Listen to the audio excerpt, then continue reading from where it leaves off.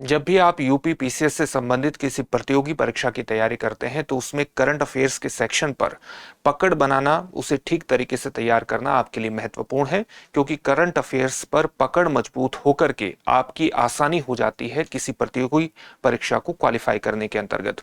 इसी को ध्यान में रखते हुए हम आपके सामने एक प्रोग्राम लेकर के आते हैं जिसका नाम है यूपीपीएससी करंट अपडेट। इस प्रोग्राम में हम पिछले एक सप्ताह की उत्तर प्रदेश से संबंधित सभी महत्वपूर्ण खबरों पर प्रश्नों के माध्यम से आपके साथ चर्चा करते हैं, ताकि आपका यूपी से संबंधित करंट अफेयर्स लगातार तैयार होता रहे।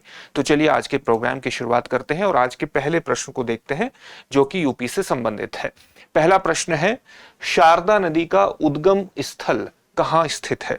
चार ऑप्शन है आपके सामने, अरावली पर्वत, विंध्याचल पर्वत, नंदा देवी पर्वत की पूर्वी ढलाने या त्रिवेणी संगम। क्या होगा इसका सही उत्तर? जब तक हम इसके सही उत्तर को आपको बताएं और इसकी व्याख्या आपके सामने प्रस्तुत करें, आप अपने स्तर पर भी वीडियो को पॉज करके इसका उत्तर सोच सकते हैं, ताकि आपका अपने स्तर पर भी एक मूल्यांकन होता रहे, जिस मूल्यांकन के आधार पर आप अपनी तैयारी की दिशा और रणनीति को तय कर सके। जहां भी सुधार करने की आवश्यकता है वहां सुधार भी कर सके और सफलता की दिशा में आगे बढ़ सके। ये काम लगातार करते रहिए, ताकि ये आपको पता रहे कि हाल फिलहाल के करंट अफेयर से जो कि यूपी से संबंधित है, आप उससे कितना जुड़े हुए हैं। इसका सही उत्तर क्या होगा? इसका सही उत्तर होगा नंदा देवी पर्वत की पूर्व ढलाने। चलिए इसके बारे में थोड़ा सा जान लेते हैं। पूरा टॉपिक चर्चा में इसलिए आया है क्योंकि हाल ही में उत्तर प्रदेश के सीतापुर जिले के देवरा घाट के निकट शारदा नदी की तेज धाराओं में बह जाने से कई लोगों की मृत्यु हुई है और इसी कारण से पूरा टॉपिक चर्चा में आया है। तो यहां पर हमारे लिए महत्वपूर्ण है कि हम शारदा नदी के बारे में कुछ बेसिक चीजों को, कुछ बुनियादी चीजों को जान लें। तो शारदा नदी, जिसे ऊपरी भाग में काली नदी के नाम से भी जाना जाता है, और आप ये देखिए कि ये नेपाल और उत्तराखंड की अधिकांश सीमा का निर्माण करती है। कौन सी नदी? काली नदी। काली नदी को निचले हिस्से में किस नाम से जाना जाता है? शारदा नदी के नाम से जाना जाता है। ऊपरी भाग में काली नदी के नाम से जाना जाता है। उत्तराखंड से निकलती है और इसका उद्गम है महान हिमालय में नंदा देवी पर्वत की पूर्वी ढलाने। सामान्यतः दक्षिण दक्षिण पश्चिम दिशा में बहती हुई ये नदी उत्तराखंड और पश्चिम नेपाल के बीच सीमा बनाती है। यानी एक प्रकार से आप कह सकते हैं कि दक्षिण दक्षिण पश्चिम दिशा में, यानी आप कह सकते हैं कि इस प्रकार से दक्षिण की ओर बहती हुई और फिर दक्षिण पश्चिम की दिशा की ओर लगभग इस प्रकार से बहती हुई ये नदी उत्तराखंड और पश्चिमी नेपाल की सीमा बनाती है। और इसकी एक सामान्य स्थिति अगर आप देखें तो यहां पर आप इसकी नदी देख सकते हैं कि इसकी अवस्थिति इस प्रकार से, ये उत्तराखंड से निकलती है, तो इसलिए वहां दक्षिण दक्षिण पश्चिम शब्द का प्रयोग हुआ है। पहाड़ों से उतरने के बाद ये नदी नेपाल और बरमदेव मंडी में सिंधु गंगा मैदान में प्रवेश कर जाती है। शारदा बैराज के ऊपर नदी का विस्तार बढ़ने के कारण इसे शारदा नदी कहा जाता है। भारत में प्रवेश करने के बाद शारदा नदी उत्तरी उत्तर प्रदेश से होकर दक्षिण पूर्व दिशा की ओर बहती है और अंततः बहराइच के दक्षिण पश्चिम में घाघरा नदी से मिलती है और इसकी कुल लंबाई लगभग 480 किलोमीटर यानी 300 मील है। तो यहां आप देख सकते हैं कि किस प्रकार से ये सिंधु गंगा नदी मैदान में प्रवेश कर जाती है और यहाँ पर ये घाघरा नदी से मिल जाती है। तो इसकी एक सामान्य अवस्थिति आपने देख ली है, मैप के माध्यम से भी आपने इसको समझ लिया है। इसकी लंबाई आपने जान ली है, लगभग 480 किलोमीटर इसकी लंबाई है। तो एक मैप भी आपको पता लग गया है। इसकी जो सहायक नदियां हैं वो कौन कौन सी हैं? शारदा नदी की, जिसे ऊपरी भाग में काली नदी के नाम से जाना जाता है, इसकी सहायक नदियां हैं धौली गंगा, गौरी गंगा और सरयू। इसके अलावा शारदा बैराज और नहर प्रणाली के बारे में बात करें तो उत्तराखंड में बनबसा के पास स्थित शारदा बैराज सिंचाई में महत्वपूर्ण भूमिका निभाता है और वर्ष 1930 में पूरी हुई शारदा नहर का उद्गम स्थल भी शारदा बैराज माना जाता है। शारदा बैराज ही है जो उत्तर भारत की सबसे लंबी सिंचाई नहरों में से एक है। तो ये कुछ बेसिक तथ्य हमने जान लिए शारदा नदी के बारे में। आगे बढ़ते हैं, अगले प्रश्न को देखते हैं। अगला प्रश्न है, यहां पर दो कथन आपके सामने दिए गए हैं। पहला कथन है, क्रांतिकारी स्वतंत्रता सेनानी राम प्रसाद बिस्मिल को काकोरी ट्रेन एक्शन के बाद फांसी की सजा दी गई थी। दूसरा कथन क्या है? उन्होंने अकेले काकोरी ट्रेन एक्शन को अंजाम दिया था। आपके सामने चार ऑप्शन है। पहला ऑप्शन है कथन 1 और कथन 2 दोनों सत्य है। दूसरा ऑप्शन है कथन 1 सत्य है, कथन 2 असत्य है। तीसरा ऑप्शन है कथन 1 असत्य है और कथन 2 सत्य है, और चौथा ऑप्शन है दोनों कथन असत्य है। तो यहां पर कथन 1 सत्य है और कथन 2 असत्य है, क्योंकि अकेले ही उन्होंने काकोरी ट्रेन एक्शन को अंजाम नहीं दिया था, उसमें उनके सहयोगी भी थे। तो ऑप्शन यहां बी सही हो जाएगा। तो चलिए इसकी व्याख्या जानने का प्रयास करते हैं। टॉपिक चर्चा में इसलिए है क्योंकि हाल ही में 11 जून 2025 को स्वतंत्रता सेनानी क्रांतिकारी रामप्रसाद बिस्मिल की जयंती मनाई गई थी। इनका जन्म 11 जून 1897 को उत्तर प्रदेश के शाहजहांपुर जिले में हुआ था। बिस्मिल प्रारंभ में रामप्रसाद बिस्मिल प्रारंभ में आर्य समाज से जुड़े। आर्य समाज की स्थापना आप जानते हैं 1875 में दयानंद सरस्वती के द्वारा की गई थी। तो प्रारंभ में ये आर्य समाज में शामिल हो गए। इसके बाद एक भारतीय राष्ट्रवादी और आर्य समाजी धर्म प्रचारक भाई परमानंद को मौत की सजा के बारे में पढ़ने के बाद उन्होंने पहली बार उनके अंदर बेहद ज्यादा देशभक्ति की भावना आई और 18 वर्ष की आयु में उन्होंने अपनी इस पीड़ा को मेरा जन्म नामक सशक्त कविता के माध्यम से अभिव्यक्त किया। एक और महत्वपूर्ण घटना यह घटी कि रामप्रसाद बिस्मिल ने मातृवेदी के नाम से एक क्रांतिकारी संगठन की स्थापना की। किस नाम से? मातृवेदी के नाम से एक क्रांतिकारी संगठन की स्थापना की और वर्ष 1918 के मैनपुरी षड्यंत्र में उनको शामिल माना गया। इसे षड्यंत्र नाम क्रांतिकारी दृष्टिकोण से नहीं दिया जाता, अंग्रेजों ने मैनपुरी षड्यंत्र नाम दिया। वस्तुतः वो तो अपना फर्ज ही निभा रहे थे। तो यहां पर जो मैनपुरी षड्यंत्र नाम आया है, ये अंग्रेजों के ने उसे षड्यंत्र नाम दिया था और इसमें बिस्मिल और दीक्षित को सरकार द्वारा प्रतिबंधित पुस्तकें बेचते हुए पाया गया और फिर ब्रिटिश सरकार ने इस पूरी घटना को, जहां पर वो कुछ प्रतिबंधित पुस्तकें जो ब्रिटिश सरकार ने प्रतिबंधित की हुई थी उनको बेचते हुए जब पाया गया तो उन्होंने इसे नाम दिया, ब्रिटिश सरकार ने, मैनपुरी षड्यंत्र।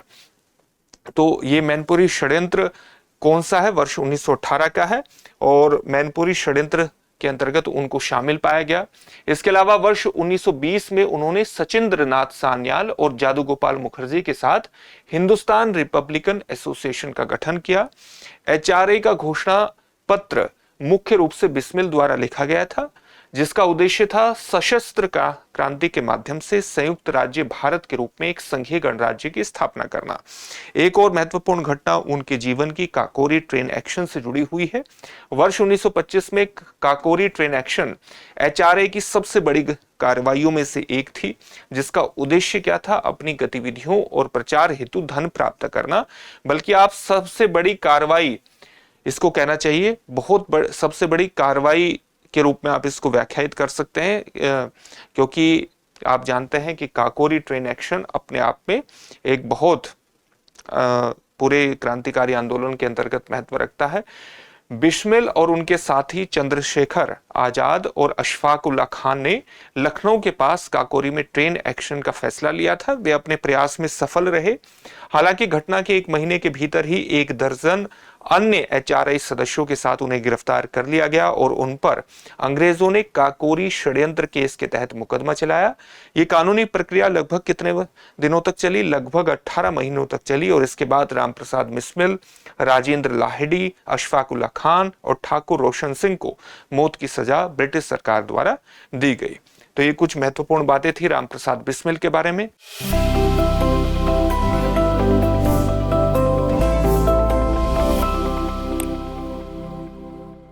आगे बढ़ते हैं, अगले प्रश्न को देखते हैं। अगला प्रश्न है, इसरो यानी इंडियन स्पेस रिसर्च ऑर्गेनाइजेशन ने किस राज्य के किस स्थान से पहली बार रॉकेट के माध्यम से सैटेलाइट लॉन्च किया? आपके सामने ऑप्शन है उत्तर प्रदेश कुशीनगर, दूसरा ऑप्शन है उत्तर प्रदेश प्रयागराज, तीसरा ऑप्शन है बिहार दरभंगा और चौथा ऑप्शन है गुजरात अहमदाबाद।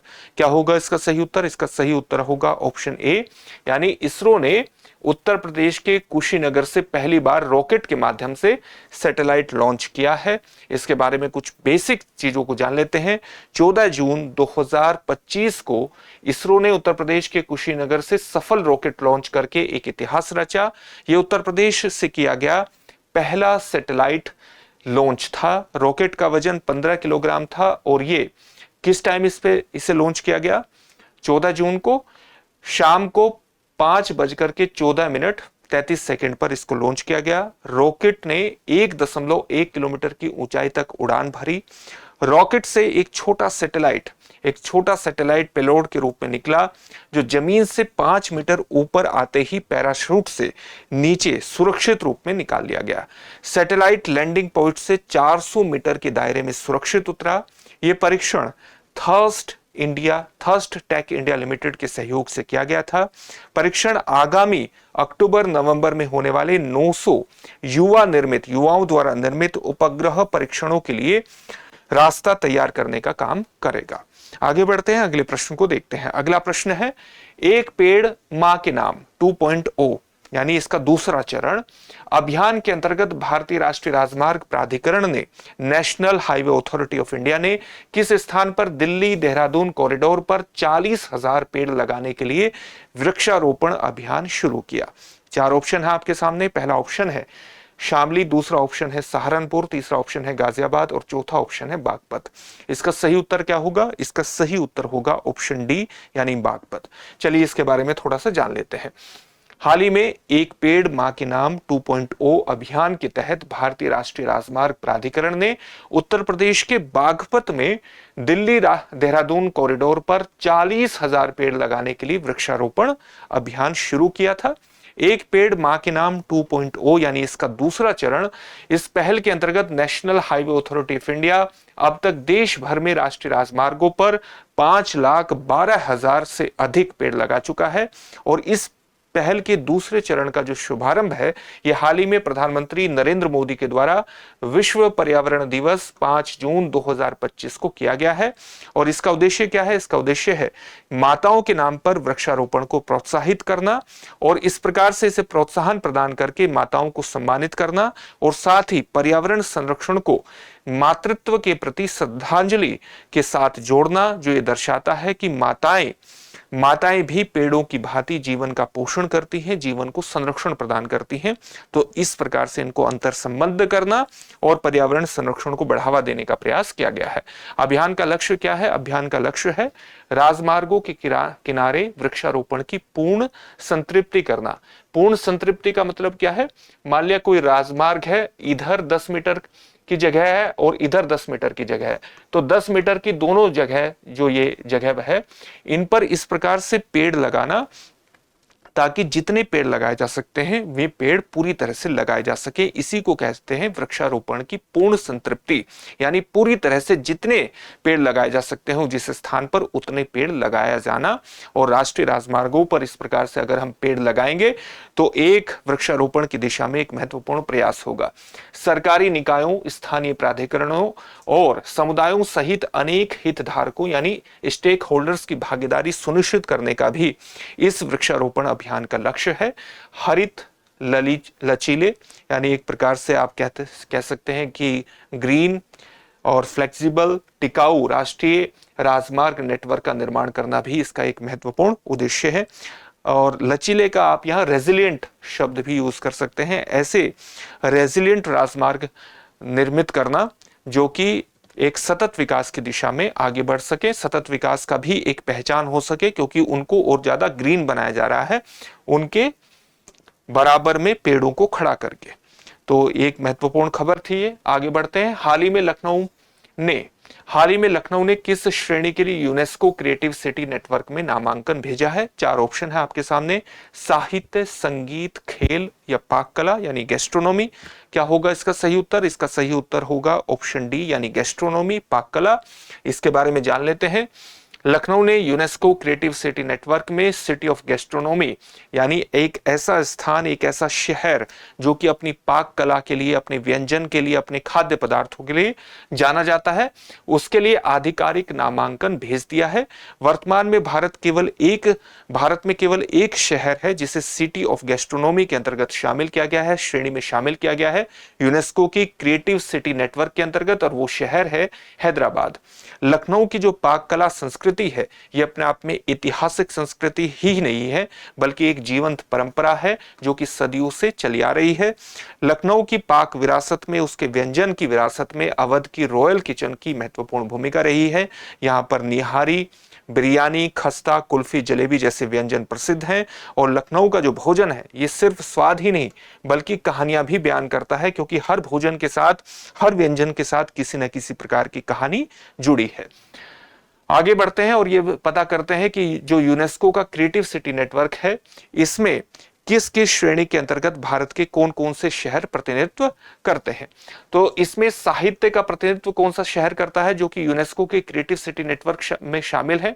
तो साहित्य की श्रेणी में शामिल किया गया है कोझिकोड को, केरल के महत्वपूर्ण शहर कोझिकोड को। अगर हम संगीत की बात करें तो संगीत के लिए शामिल किया गया है ग्वालियर को, वाराणसी को और चेन्नई को।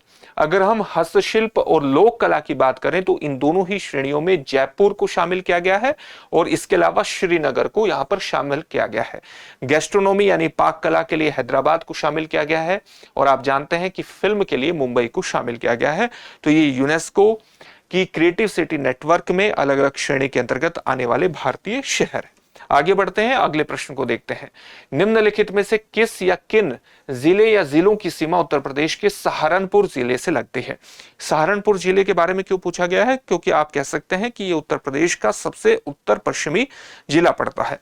चलिए इसके बारे में जानते हैं कि इसकी सीमा किन किन जिलों से लगती है। उत्तर प्रदेश के ही जिलों का आपको नाम बताना है, अन्य राज्यों की जिलों की बात नहीं की गई है। आपके सामने ऑप्शन है बागपत, शामली, मुजफ्फरनगर, बी और सी दोनों, यानी शामली और मुजफ्फरनगर दोनों। इसका सही उत्तर होगा ऑप्शन डी, यानी शामली और मुजफ्फरनगर दोनों। चलिए एक मैप के माध्यम से देख लेते हैं। उत्तर प्रदेश का सबसे उत्तर पश्चिमी जिला आप देख सकते हैं कि यहां पर ये सहारनपुर जिला पड़ता है और इसकी सीमा आप उत्तराखंड से भी लगती है, हरियाणा से भी लगती है और थोड़ा सा यहां पर टच होती है ये हिमाचल प्रदेश से। आप देख हिमाचल प्रदेश से टच होती है नहीं होती, इसको आपको कंफर्म भी करना पड़ेगा क्योंकि ये बहुत ही संकीर्ण एरिया है। अगर आप ये एरिया देखेंगे तो बहुत संकीर्ण एरिया है। तो ऐसा भी हो सकता है, ये कमेंट बॉक्स में कमेंट करके आप इसको एक बार देख करके हमें कमेंट बॉक्स में कमेंट करके बताइए कि क्या उत्तराखंड की सीमा हरियाणा से लगती है या फिर उत्तर प्रदेश की सीमा हिमाचल प्रदेश से लगती है। यह एक महत्वपूर्ण प्रश्न है। इस प्रश्न का उत्तर आप हमें कमेंट बॉक्स में कमेंट करके बताइए और अगले प्रोग्राम में हम इसे डिस्कस करेंगे। तो सहारनपुर जिले की अगर सीमा की बात करें तो आप देख सकते हैं कि उत्तर प्रदेश के शामली जिले से लगती है और मुजफ्फरनगर जिले से इसकी सीमा लगती है। बागपत यहां पर है, बागपत से इसकी सीमा नहीं लगती है। आगे बढ़ते हैं और अगले प्रश्न को देखते हैं। अगला प्रश्न है, किस उच्च न्यायालय ने इंदिरा गांधी के चुनाव को 12 जून 1975 को अवैध घोषित किया था। आपके सामने ऑप्शन है पटना उच्च न्यायालय, इलाहाबाद उच्च न्यायालय, दिल्ली उच्च न्यायालय या उपर्युक्त में से कोई नहीं। इसका सही उत्तर होगा इलाहाबाद उच्च न्यायालय।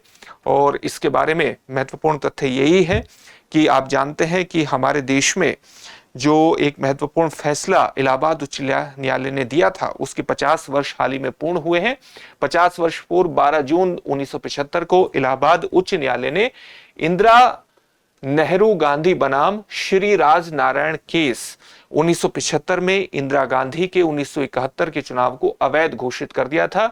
और उसके बाद आप जानते हैं कि देश को 25 जून 1975 को राष्ट्रीय आपातकाल की स्थिति देखने को मिली थी, क्योंकि 25 जून 1975 को भारत में राष्ट्रीय आपातकाल की घोषणा कर दी गई थी जो मार्च 1977 तक जारी रहा। इंदिरा नेहरू गांधी बनाम श्री राज नारायण केस 1975 क्या था? भारत के संवैधानिक और लोकतांत्रिक इतिहास में एक मील का पत्थर इसको माना जाता है। इसकी पृष्ठभूमि 1971 के आम चुनाव से जुड़ी हुई है, जिसमें प्रधानमंत्री इंदिरा गांधी ने समाजवादी नेता राजनारायण को पराजित किया था और इस पराजय के बाद राजनारायण ने चुनावी कदाचार के आधार पर इस चुनाव को चुनौती दी थी। राजनारायण का आरोप क्या था? आरोप यह था कि इंदिरा गांधी ने चुनावी लाभ के लिए सरकारी मशीनरी और सार्वजनिक धन का दुरुपयोग किया है, जो कि जन प्रतिनिधित्व अधिनियम 1951 का उल्लंघन है। उन्होंने इन कथित जो कदाचार थे उसके आधार पर उनके चुनाव को अमान्य घोषित करते हुए इलाहाबाद उच्च न्यायालय में याचिका भी दायर की थी।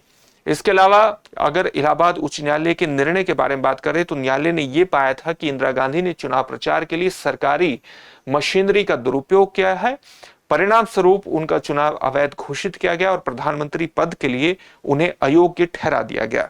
इसके बाद उन्होंने सर्वोच्च न्यायालय में अपील भी की। इंदिरा गांधी ने उच्च न्यायालय के निर्णय के विरुद्ध सर्वोच्च न्यायालय में अपील दायर की और इस निर्णय पर अंतरिम रोक और निष्कर्षों को चुनौती देने का अवसर मांगा। राजनीतिक अस्थिरता लगातार बढ़ती चली गई। भारत में जो पॉलिटिकल इंस्टेबिलिटी थी वो लगातार बढ़ती चली गई और इसी बीच 25 जून 1975 को इंदिरा गांधी की सरकार ने राष्ट्रीय आपातकाल की देश में घोषणा कर दी, जो मार्च 1977 तक चला। अब आपके लिए एक अभ्यास प्रश्न है जिसका उत्तर आपको कमेंट बॉक्स में कमेंट करके देना है और प्रश्न है, वर्ष 2011 की जनगणना के अनुसार उत्तर प्रदेश का औसत लिंगानुपात कितना था? आपके सामने 4 ऑप्शन है, 940, 899, 912 और 926। इस प्रश्न का उत्तर आप हमें कमेंट बॉक्स में कमेंट करके जरूर दीजिए। फिर से एक नए सेशन में आपसे मुलाकात होगी। धन्यवाद। डियर व्यूअर्स, अपने एग्जाम की तैयारी को और बेहतर करने के लिए हमारे चैनल को लाइक, शेयर और सब्सक्राइब करना न भूलें।